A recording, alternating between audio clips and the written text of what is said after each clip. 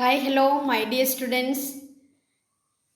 നമ്മുടെ question paper analysis question paper നമുക്ക് discuss ചെയ്യുന്ന നമുക്ക് കണ്ടിന്യൂ ചെയ്യാം. ഇതിനു മുമ്പ് ടീച്ചർ ഇതിൻ്റെ ആദ്യ ഭാഗം, അതായത് 13th ക്വസ്റ്റ്യൻ നമ്പർ 13 വരെ നമ്മൾ ഫസ്റ്റ് വീഡിയോയിൽ നമ്മൾ ചെയ്തു. ഇത് രണ്ടാമത്തെ വീഡിയോ ആണ്. Welcome to social science tutor channel. Okay, നമ്മളിന്ന് 14th ക്വസ്റ്റ്യൻ മുതൽ ലാസ്റ്റ് വരെയാണ് ചെയ്യുന്നത്. അപ്പോൾ ക്വസ്റ്റ്യൻ നമ്മൾ എത്രമാത്രം വായിച്ച് മനസ്സിലാക്കുന്നോ അത്രയും നമുക്ക് നന്നായിട്ട് നമ്മുടെ എക്സാം കംപ്ലീറ്റ് ചെയ്യാൻ പറ്റും. അപ്പോൾ ക്വസ്റ്റ്യൻ മനസ്സിലാകാത്തത് തന്നെയാണ് നമ്മൾ പലപ്പോഴും നമ്മുടെ എക്സാം ഏതെങ്കിലും തരത്തിൽ ഫ്ലോപ്പായി പോകാൻ, അല്ലെങ്കിൽ ഏതെങ്കിലും തരത്തിൽ അതിന് പ്രശ്നങ്ങൾ ഉണ്ടാകാനുള്ള കാരണം. അപ്പം ഈ നമ്മുടെ സോഷ്യൽ സയൻസിൻ്റെ ക്വസ്റ്റ്യൻസ് പ്രത്യേകിച്ച് 3 mark 4 mark 5 mark 6 mark questions കുറച്ച് ലെങ്തി ആയിരിക്കും. അതുകൊണ്ട് തന്നെ നമുക്ക് അത് മൊത്തത്തിൽ വായിച്ച് മനസ്സിലാക്കിയാൽ മാത്രമേ കറക്റ്റ് ആൻസർ നമുക്ക് കൊടുക്കാൻ പറ്റുള്ളൂ. Okay, for the questions 14 to 21 each question carries 3 score. Choice is given for question 14 and 15 and 16. For the questions with a choice with answer for one question only, write answer in 3 or 4 sentences. ഇത്രയുമാണ് instruction ആയിട്ട് തന്നിരിക്കുന്നത്. അപ്പോൾ questions, ഈ 3 mark questions നമ്മൾ എത്ര points എഴുതണമെന്നാണ് പറഞ്ഞേക്കുന്നത്? 3 or 4 sentences, minimum 3. Okay, then choice ഉള്ള ചില ക്വസ്റ്റ്യൻസ് ഇതിനകത്ത് വരുന്നുണ്ട്. 3 ക്വസ്റ്റ്യൻ ചോയ്സ് ഉള്ളതാണ്. അതിലേതെങ്കിലും ഒരെണ്ണം മാത്രം നമ്മൾ അറ്റൻഡ് ചെയ്താൽ മതി. പക്ഷേ നിങ്ങൾ എക്സാമിന് വേണ്ടി പ്രിപ്പയർ ചെയ്യുമ്പോൾ നിങ്ങളെല്ലാം നോക്കണ്ട, നിങ്ങളെല്ലാം ചെയ്യുക. പക്ഷേ നിങ്ങൾ റിയലായിട്ട് പരീക്ഷ എഴുതുന്ന സമയത്ത് നിങ്ങൾ എന്ത് ചെയ്താൽ മതി? ക്വസ്റ്റ്യൻസിൽ ഏതാണോ നിങ്ങൾക്ക് 4 പോയിൻറ്റ്സ് കറക്റ്റായിട്ട് എഴുതാൻ പറ്റുക അതിനെ ചൂസ് ചെയ്യുക, ആ ക്വസ്റ്റ്യൻ അറ്റൻഡ് ചെയ്യുക. ഓക്കെ, നമുക്ക് തുടങ്ങാം. 14.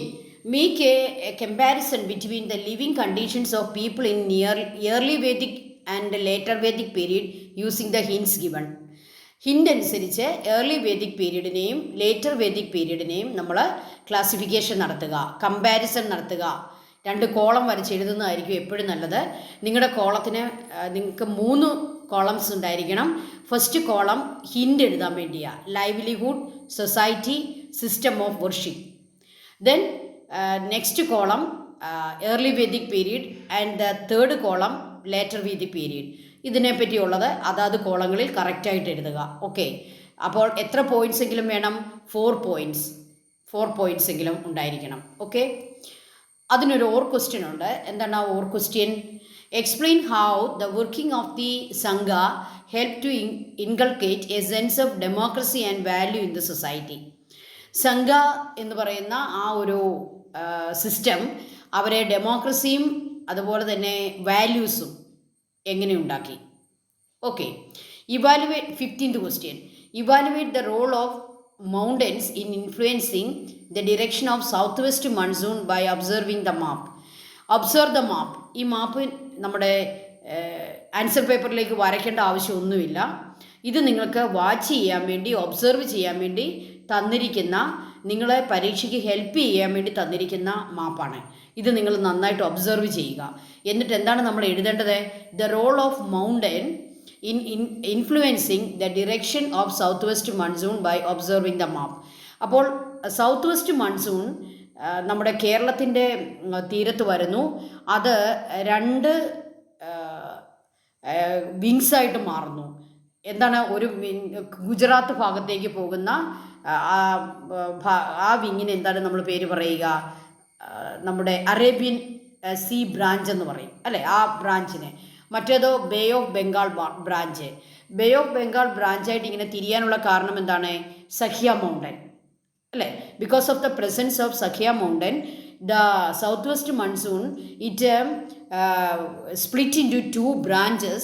First this Arabian Sea branch and Bay of Bengal branch.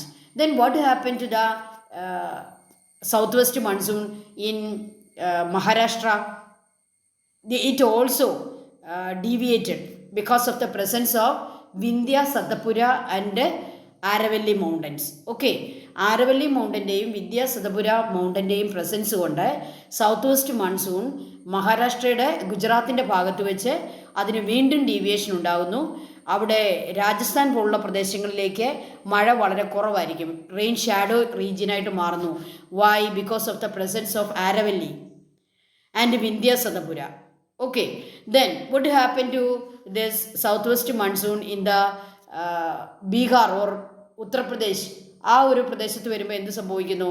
It also split in to 2 branches, north east branch and northern branch. The presence of Himalaya and the eastern hills is the reason for the deviation in direction of the south west monsoon.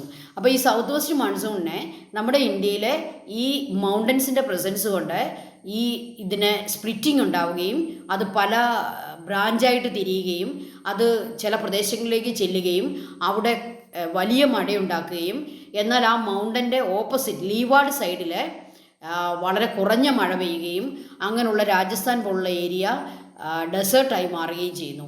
ഇതാണ് ഇവിടെ നമ്മൾ answer എഴുതേണ്ടത്. Okay, ഇത് നിങ്ങൾ പഠിച്ചിട്ടുണ്ട്. അപ്പോൾ നിങ്ങൾ നന്നായിട്ട് ആ ആൻസർ എഴുതുക. ദെൻ ഒരു ഓർ ക്വസ്റ്റ്യൻ ഉണ്ട്. Observe the graph given above. തന്നിരിക്കുന്ന ഗ്രാഫ് ഒബ്സർവ് ചെയ്യുക. This graph represent the allocation of fund for health sector from 2020 to 21 to 24-25 October in Kerala's annual expenditure plan. അപ്പം നമ്മുടെ കേരളത്തിൻ്റെ 2021 തൊട്ട് 24-25 വരെയുള്ള എത്ര വർഷമാണ്? ഏകദേശം 4 വർഷം അല്ലേ? 4 വർഷം നമ്മുടെ ഹെൽത്ത് സെക്ടറിന് കൊടുത്തിരിക്കുന്ന ഫണ്ട് അലോക്കേഷനാണ് തന്നിരിക്കുന്ന മാപ്പ്. ഓക്കെ, അപ്പോൾ നമ്മൾ എന്താണ് ചെയ്യേണ്ടത്? Explain the importance given to health sector on the background of human resource development by analysing the graph. അപ്പം നമ്മൾ ഈ നമ്മുടെ ഹെൽത്ത് സെക്ടറിനെ കൊടുത്തിരിക്കുന്ന ഇമ്പോർട്ടൻസ് അല്ലേ, പ്രത്യേകിച്ച് ഹ്യൂമൻ റിസോഴ്സ് ഡെവലപ്മെൻറ്റിന് വേണ്ടി കൊടുത്തിരിക്കുന്ന ഇമ്പോർട്ടൻസ് എന്താണ്? ഒരു 4 points എങ്കിലും എഴുതണം. അപ്പോൾ which is the condition in 2024-25 Kerala government allowed the highest amount in health sector. Okay, the allocation of amount is increasing year by year. അത് നമുക്കൊരു പോയിൻ്റായിട്ട് എഴുതത്തില്ലേ? The allocation of fund is increasing year by year. അത് increase ചെയ്തുകൊണ്ടേ പോകുന്നു. Okay, അതിൽ ഏറ്റവും highest കാണിക്കുന്നത് ഏത് വർഷമാണെന്ന് എഴുതുക, ഏറ്റവും ലോവസ്റ്റ് കാണിക്കുന്നത് ഏത് വർഷമാണെന്ന് എഴുതുക. ഇങ്ങനെ ഈ ഗ്രാഫിൽ നിന്ന് തന്നെ നമുക്ക് ആൻസർ എഴുതാൻ പറ്റും. ഓക്കെ, ഫണ്ട് അലോക്കേഷൻ്റെ ഗ്രാഫാണ് നമുക്ക് തന്നിരിക്കുന്നത്. എക്സ് ആക്സിസിൽ ഇയർ ആണ് കാണിച്ചിരിക്കുന്നത്. അലോക്കേഷൻ ഓഫ് ഫണ്ടാണ് വൈ ആക്സിസിൽ കാണിച്ചിരിക്കുക. ഓക്കെ, അത് ക്രോർ ആയിരിക്കും അല്ലേ? അത്രയും കോടി രൂപ എന്നായിരിക്കും അതിൻ്റെ meaning. Okay, then 16 question. What are the specialities of climatic conditions experience in Himalayan mountain region? Himalayan mountain റീജിയൻ്റെ ക്ലൈമറ്റ് നമ്മൾ പഠിച്ചതാണ്. ക്ലൈമറ്റ്, സോയിൽ, ഫ്ലോറ ആൻഡ് ഫോണ, ഇതെല്ലാം നമ്മൾ ഫസ്റ്റ് ചാപ്റ്ററിൽ പഠിച്ചതാണ്. ഓക്കെ, അതിൽ ക്ലൈമറ്റ് മാത്രം നിങ്ങൾ എഴുതുക. കണ്ടീഷൻസ് ഓഫ് ക്ലൈമറ്റ്, അവിടുത്തെ എക്സ്ട്രീം ക്ലൈമറ്റ്, മൗണ്ടൻ്റെ എലിവേഷൻ കൂടുന്നതനുസരിച്ച് ക്ലൈമറ്റ് ഏറ്റവും എക്സ്ട്രീം ആകുന്നു. ഏറ്റവും എലിവേറ്റഡ് ആയിട്ടുള്ള ഏരിയകളിൽ പോളാർ ലൈക്ക് ക്ലൈമറ്റ് ആണെന്നെല്ലാം നമ്മൾ വളരെ നന്നായിട്ട് പഠിച്ചിട്ടുണ്ട്. 4 points എങ്കിലും എല്ലാവരും എഴുതിക്കണം. ഓക്കെ, അതിൻ്റെ ഓർ ക്വസ്റ്റ്യൻ എന്താണ്? Classify why rivers are disappearing in Bhabar region. Bhabar റീജിയനിൽ എന്തുകൊണ്ട് റിവേഴ്സ് ഡിസപ്പിയർ ആകുന്നു എന്നുള്ളത് അതിൻ്റെ റീസൺസ് ആണ് എഴുതുക. ക്ലാരിഫൈ, ക്ലാസിഫൈ എന്നല്ലത് എഴുതിയേക്കുന്നത്, ക്ലാരിഫൈ, അതെന്തുകൊണ്ടാണെന്ന് ക്ലാരിഫൈ ചെയ്യുക. അതിൻ്റെ മീനിങ് എന്താണ്? വൈ, എന്തുകൊണ്ടാണ്, why, what are the reasons. Okay, അവിടെ എന്തുകൊണ്ട് ബാബർ റീജിയനിൽ റിവേഴ്സ് ഡിസപ്പിയർ ആകുന്നു. Then 17th question. Identify the bills from the hints given and write their names. ഏത് ബില്ലാണെന്ന് ഐഡൻറ്റിഫൈ ചെയ്ത് അതിൻ്റെ പേരെഴുതാനാണ്. ABC അല്ലേ, 3 എണ്ണം ഉണ്ട്. നിങ്ങൾ അന്നപ്പോൾ എങ്ങനെ തന്നെ ആൻസർ എഴുതണം? 17A, B, C. Bill presented by the ministers, അതിൻ്റെ പേരെഴുതുക. Bill introduced by the members of parliament who is not a minister of the parliament. Minister അല്ലാത്ത ഒരു മെമ്പറാണ് ബിൽ ഇൻട്രഡ്യൂസ് ചെയ്യുന്നതെങ്കിൽ അതിൻ്റെ പേരെന്താണ്? Bill specifically pertaining to the collection of funds for the public expenditure and to meet public expenditure and meet the public expenditure. Okay, ആ ബില്ലിൻ്റെ പേരെന്താണ്? അതായത് ഫണ്ട് കളക്ഷന് വേണ്ടിയുള്ള ബില്ലിൻ്റെ പേരെന്താണ്? അപ്പോൾ ഈ ബില്ലുകളുടെയൊക്കെ പേര് കൃത്യമായിട്ട് ആ 3 പേര് മാത്രം എഴുതിയാൽ മതി, ഒരു എക്സ്പ്ലനേഷൻ്റെ ആവശ്യമില്ല. Okay, then who wrote Arthashastra? How do the saptanga mentioned in Arthashastra influence the existence of a country? ആരാണ് അർത്ഥശാസ്ത്രം എഴുതിയത്? നമുക്കറിയാം, ചാണക്യനാണ്. അപ്പോൾ അതാണ് ഒന്നാമത്തെ sentence. Chanakya wrote Arthashastra. Then saptanga mentioned in the Arthashastra influence the existence of a country. ഒരു രാജ്യത്തിൻ്റെ എക്സിസ്റ്റൻസിന് സപ്താംഗസ് വേണമെന്ന് നമ്മൾ പറഞ്ഞല്ലേ, 7 കാര്യങ്ങൾ. അതെന്തൊക്കെയാണെന്ന് എഴുതുക, അതിൻ്റെ ഇമ്പോർട്ടൻസ് എന്താണെന്ന് എഴുതുക. Okay, the system of administration prevailed in ancient Greece was very similar to that of modern democracy. Elucidate. അപ്പോൾ ഗ്രീക്ക് സിറ്റി സ്റ്റേറ്റുകളിലെ അഡ്മിനിസ്ട്രേഷനെ എന്തായിരുന്നു? അത് ഡെമോക്രാറ്റിക് ആയിരുന്നോ? അവിടെ ഇലക്ഷൻ ഉണ്ടായിരുന്നോ? എങ്ങനെയാണ് അവർ റെപ്രസെൻറ്റേറ്റീവ്സിനെ എലക്ട് ചെയ്തിരുന്നത്?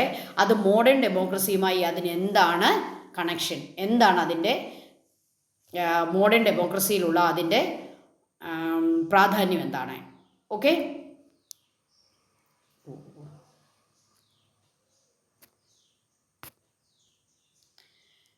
then 20th question. Poverty is the worst from the violence. Mahatma Gandhi പറയുകയാണ്, poverty is the worst form of violence.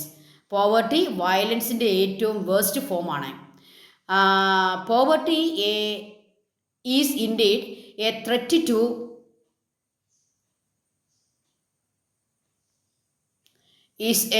to prosperity.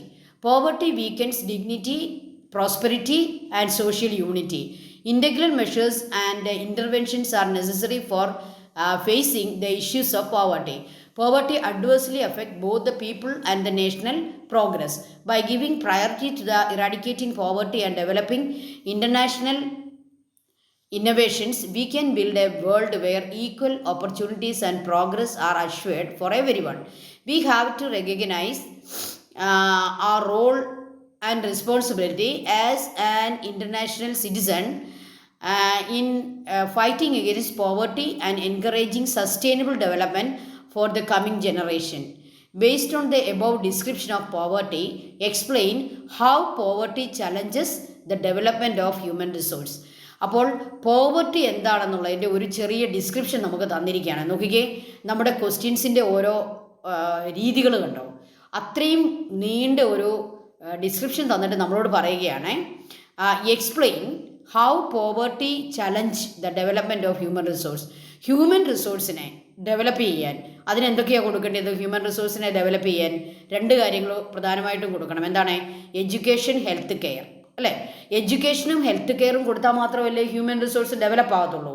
അതിന് ഈ പോവർട്ടി വലിയൊരു തടസ്സമാണ്, അല്ലേ? അതാണ് നമ്മൾ എക്സ്പ്ലെയിൻ ചെയ്യേണ്ടത്. Explain how poverty challenges the development of human resource. Okay. What is unemployment? Explain how the 2 contexts given below are related to unemployment. എന്താണ് unemployment എന്ന് ആദ്യം അതിൻ്റെ ഡെഫിനേഷൻ എഴുതുക, അതിന് മാർക്കുണ്ട്.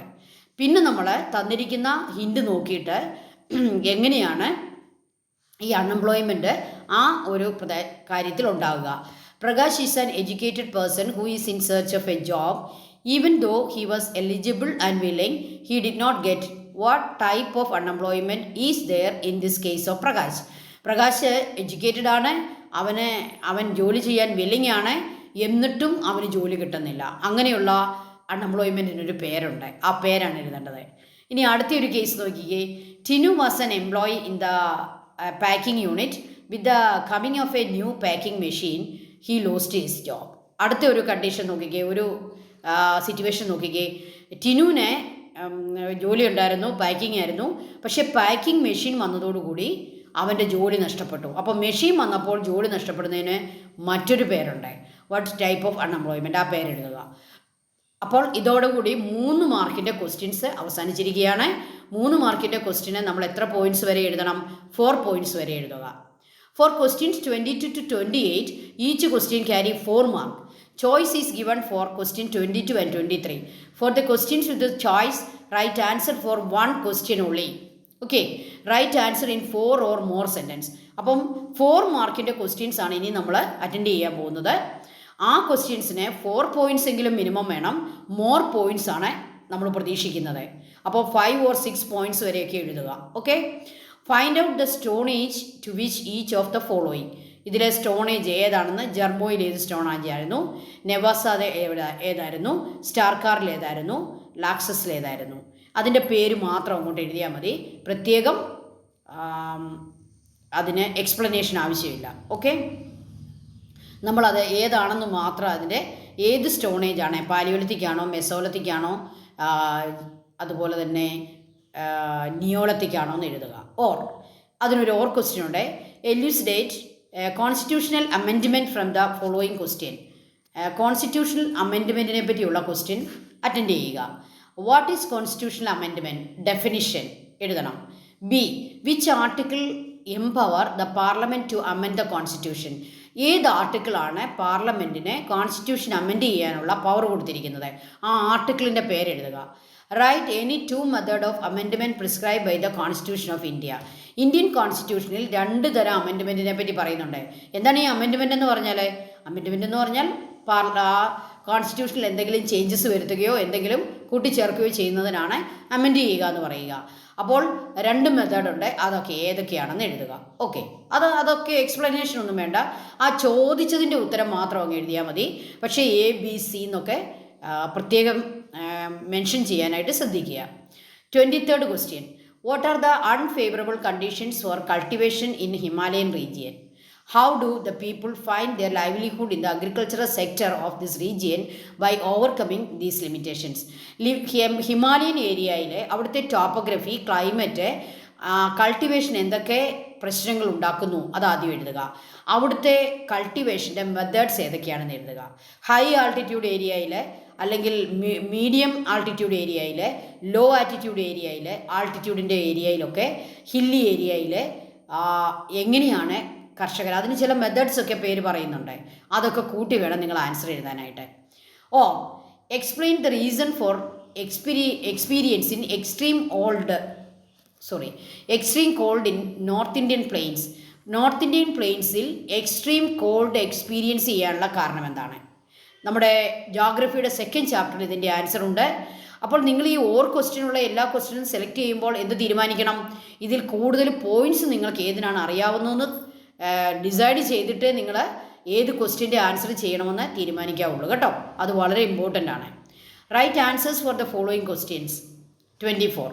What do you understand by urbanization? Okay, when did the urbanization begin? Next, what are the specialities of urbanization?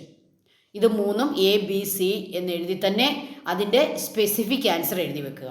Okay, what all principles were put out forward by Mahavira for attaining മോക്ഷ?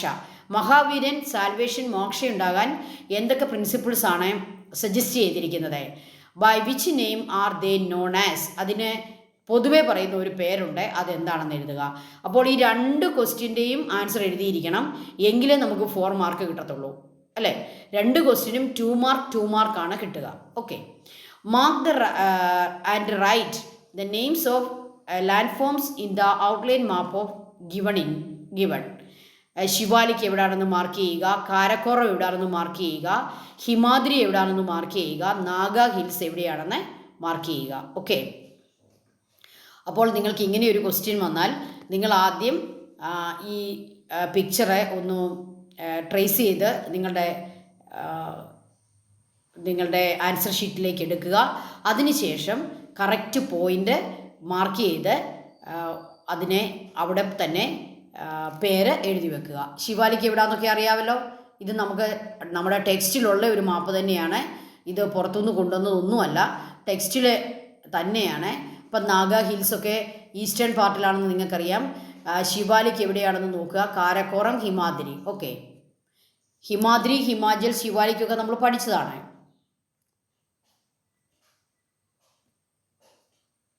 അതെ,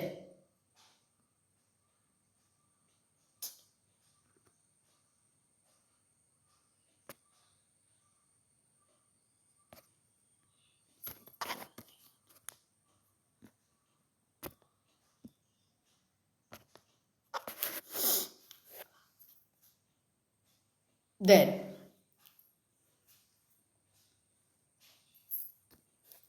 okay students, നമ്മുടെ question paper analysis ഇവിടെ അവസാനിച്ചിരിക്കുകയാണ്. എല്ലാവർക്കും നമസ്കാരം. നിങ്ങൾക്ക് എല്ലാവർക്കും പരീക്ഷയ്ക്ക് നല്ല വിജയം ഉണ്ടാകട്ടെ എന്ന് പ്രത്യേകം ആശംസിക്കുന്നു. ഈ നമ്മുടെ ഹിമാലയൻ മൗണ്ടൻ റേഞ്ചസിൻ്റെ മാപ്പ് നന്നായിട്ടൊന്ന് പഠിച്ചുകൊണ്ട് പോവുക. എല്ലാവർക്കും എല്ലാ വിജയങ്ങളും ആശംസിക്കുന്നു. എല്ലാവരെയും may God bless you all children. നിങ്ങൾക്ക് ബെസ്റ്റ് വിഷസ്. ഓക്കെ, നിങ്ങളുടെ പരീക്ഷയ്ക്ക് ബെസ്റ്റ് വിഷസ്. Thank you.